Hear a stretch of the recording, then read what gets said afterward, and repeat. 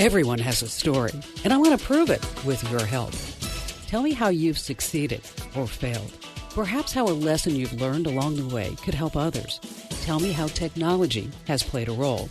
Email me at radio@komando.com. That's radio@komando.com.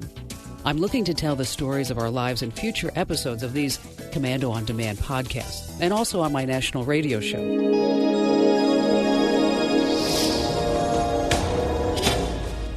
The dark web. It even sounds bad. It's not the internet we use. It's a place where people like crooks and child pornographers hang out. But in reality, some say we've gotten it all wrong. You have to think out of the box on this one. Hey, thanks for listening. I'm Kim Komando. This is the second episode in our in-depth podcast about the dark web. In episode 1, we talked about how crooks can take your private information and make it public, and about how the bad guys can use the dark web to hide from law enforcement. Now, we're talking to a prominent Hollywood documentary and filmmaker who says the media is doing what it does best. They fill our heads with misinformation. We've been spoon-fed a mythological lie by the media. And, you know, I'm not a conspiracy theorist, and I think that that's largely to do with money. And that you know, creating this sort of hoodie-wearing miscreant, which is what we've kind of gotten from the media and many of the stories about technology, you know, even if it's the head of a giant technology company, they're still portrayed as these kind of monsters. And that's, I just think, a sexier story to tell. I think that that creates drama and it creates this boogeyman. But it isn't true. His name, Alex Winter, probably best known for playing Bill Preston in the 1989 film Bill and Ted's Excellent Adventure. But he's also recently directed the film The Deep Web. Deep Web is a story documentary that covers the rise and fall of an online black market called the Silk Road, which operated in a hidden area of the internet called the dark net. Robert William Albright was found guilty of creating the Silk Road, a digital marketplace for illicit trade, mostly drugs. By all accounts, Albright was a model child growing up. He was an Eagle Scout. He was an honor student. But something happened along the way, as life often does. He took a few turns, and Albright was 26 years old when he was arrested. He's now serving a life sentence after being convicted for money laundering, computer hacking, and conspiracy to traffic narcotics in February 2015. His family and friends are trying to appeal the judge's decision. In the documentary, his mom believes that his conviction is a miscarriage of justice. He's been tried and convicted in the media. Nothing has been proven at all. I don't know what's happened to the presumption of innocence in this country, but it is a constitutional right here that we are innocent until proven guilty. What prompted him to go into the deep web, the dark web? Well, I don't think anyone's ever going to really 100% know. That's a big part of what my film is about. There's an enormous amount about Ross that we're just never going to know, because Ross, as you said, was this model child, graduate student, physics, had a material science graduate master's degree, had never had any history of any kind of acting out or criminality. You know, what we do know about him is that he was interested in libertarian philosophy and economics. He was interested in free markets. He was interested in we know that he created the Silk Road. We know that much for sure. And that from his early sort of Facebook and LinkedIn posts, he seemed to be interested in creating an economic experiment that would allow people to congregate anonymously online. He was convicted of being the Dread Pirate Roberts, which was the username for the systems administrator on the Silk Road, though it was sort of taken at face value from within the insiders of the Silk Road, many of whom I know, that there were many Dread Pirate Roberts. That was the whole reason they used that name. It took a lot of people to run that site. So we don't know exactly what Ross did or didn't do beyond his arrest. There's a lot of evidence to suggest he was very, very involved with the Silk Road, but it's sort of a frustrating, enigmatic situation, which again was kind of the motive for making the film, was examining these unknowns. The darknet is an area of the internet where users can remain anonymous. It was built by the U.S. government. They built it for a reason. They built it so that they'd be able to facilitate communication with each other anonymously, which is extremely necessary both for national security and any other matters of security for not only our government, but governments around the world. There's many governments around the world that require anonymous communication. Journalists require anonymous communication. Their sources require anonymous communication. People who want to be able to facilitate any kind of communication in the digital space, which now is where we spend a lot of our time, are utilizing these technologies. So by no means is it simply used for crime. That's just the juicier, sexier story, so it's what's caught on. And despite popular belief, the dark web is not a place where crooks can hide without law enforcement ever finding them. I would say that it's extremely difficult to conduct anonymous crime online. I think that if you're doing government work and you're extremely cautious and prudent, absolutely. And also there's various levels of anonymity, right? Like I use Tor, which was the service that the government uses and that Silk Road uses. I use it in order to, prevent my bank details from being stolen if I'm doing online banking. I would always argue that the digital world is no different than the physical world. You have a door in your bathroom for privacy. A lot of these privacy and anonymity tools like the darknet are like a door in your bathroom. Some of them, of these encryption services, go further, and they become like a lock on your front door, which, again, most of us use, right? Mm-hmm. Now, some of us get robbed. Some people get through the locks on those doors, and they rob our house. And, of course, that can happen in the digital space as well, so it requires prudence. When you were making this documentary, you obviously had to learn a lot about the dark net and the deep web. How did your perception change from when you started the movie to at the end of the documentary?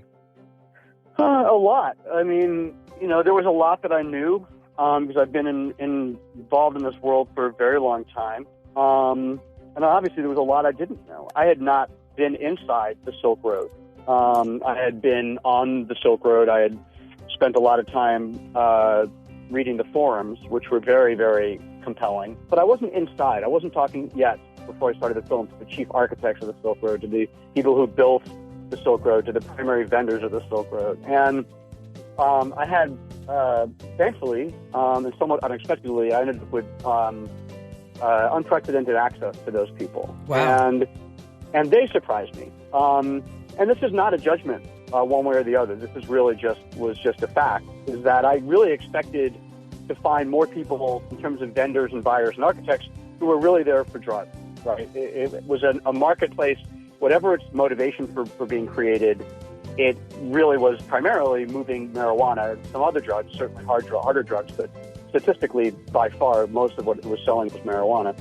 So I expected to find mostly people who were there to sell drugs. And the surprise that I found was that was not the case. At any point, did you feel threatened? No, never. Never, ever, ever. A lot of people have the misconception, especially probably because of people in the media, that anybody who's involved in this is just a dysfunctional computer geek that's living in the basement with his mother upstairs. When in reality, as you mentioned, these are intelligent, educated folks. Yeah, I think it's, we've been spoon-fed a mythological lie by the media. And, I'm not a conspiracy theorist, and I think that that's largely to do with money, and that creating this sort of hoodie-wearing miscreant, which is what we've kind of gotten from the media and many of the stories about technology, even if it's the head of a giant technology company, they're still portrayed as these kind of monsters. And that's, I just think, a sexier story to tell. I think that that creates drama and it creates this boogeyman. But it isn't true. You can't imagine something like the Silk Road, which is moving a fair amount of product, is like a small version of Amazon. That's not going to be run by somebody in a hoodie on their laptop in their basement. It's just not possible. It's a business, and it's a network, and it's a computer network, and it's a community, and that requires an infrastructure, and that requires a lot of people. Alex says the architects of the Silk Road were not financially motivated, and that's important to understand. We'll get to that in a second. But first, do us both a favor. In whatever program you get my free podcast, be sure that you take the extra step to actually subscribe to the Kim Komando podcast. A subscription delivers the podcast right to your device, even if you're sleeping. I love that, and you will too. Now then, according to Alex, the architects were politically motivated. And he adds, there were people on the Silk Road from every continent and from every walk of life, but they were unified by certain ideals. And those were to use technology to dismantle the drug war, which they saw as both failed and nefarious in the way that it prosecutes mostly minorities and is an excuse for felonizing and filling our prisons with mostly minorities on nonviolent drug offenses. They wanted to create a giant anonymous online private community that they felt would be helpful for people to communicate. These people were coming from the Occupy movement. They were coming from the activist movements. They were really motivated by ideals. And again, you may dislike them. You may think they should all be rounded up and put in prison. That isn't really the point. The point was trying to focus a light on what the actual motives were. The original Silk Road may be long gone, but it certainly hasn't been forgotten. The Silk Road came online in 2011. It was such a success that even before it was shut down, it created hundreds of copycats, hundreds. By the time it was shut down in 2013, there were thousands of copycats, thousands of them. There were new Silk Roads. The one got shut down, another one got created. A Silk Road got shut down, another one created. There's a Silk Road right now. It's 3.0 or 4.0, whatever, but it's not really pertinent because now there are thousands of these markets. Some of them only focus on drugs. Some of them don't focus on contraband at all. There's an online market that operates very much as an outgrowth of the Silk Road called Open Bazaar. It is a decentralized market, meaning unlike Napster or the Silk Road, it doesn't have a central server. It's much harder to shut down. It's more like BitTorrent or decentralized technology. Open Bazaar is not that interested in contraband. It's selling all kinds of stuff. Think of Open Bazaar as an anonymous Craigslist, and Bitcoin is the currency that changes hands.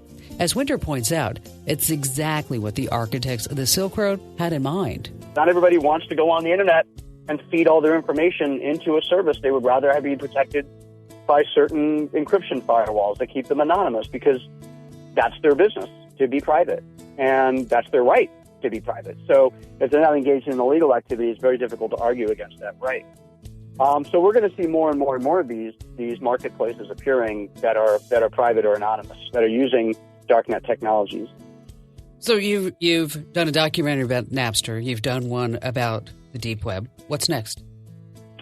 Oh, what's next is actually a movie about Frank Zappa. I've always been very, very interested in. And, I am very compelled by characters that I think are very alive and awake and uneasy to unpalatable in some ways, and Sean Fanning was unpalatable to some people while he was a messiah to some, and he was the opposite. He was a villain to others. Ross Ulbricht to some people, he's been hailed as many things, from a libertarian freedom fighter to a sort of Walter White of the internet. That's why he was compelling to me. Zappa, I would say, is has an equally dualistic identity, as far as most people are concerned. Some people love him, some people hate him. He was very politically oriented. He was very politically active. He was very witty. He was funny. He was brilliant. He was polarizing. He was anger-making. So he's the kind of protagonist that I am drawn to. He's just in a very different space than the previous two. Tell us how we can watch the deep web. It's available anywhere on VOD. I mean, you can watch it on the Epix network still. If you have Epix, you can go to iTunes, you can go to Hulu, you can go to Vimeo, you can go to Amazon Prime, anywhere on VOD. If you want just a quick way to jump to it, just go to our website and we'll send you to all the portals, and we're deepwebthemovie.com. Ulbricht, at his sentencing, asked the judge for leniency. He told the judge to leave a small light at the end of the tunnel so he could use it as an excuse to stay healthy. He also admitted creating the Silk Road was a terrible mistake because it ruined his life. Meantime, the government has plans to auction off Ulbricht's personal property, get this, worth a whopping $11 million. So, as we all know, there's a lot of money to be earned on the internet. I'm Kim Commando. Hey, thanks for listening. You can hear my national radio show on 450 radio stations across the country and internationally on Armed Forces Radio.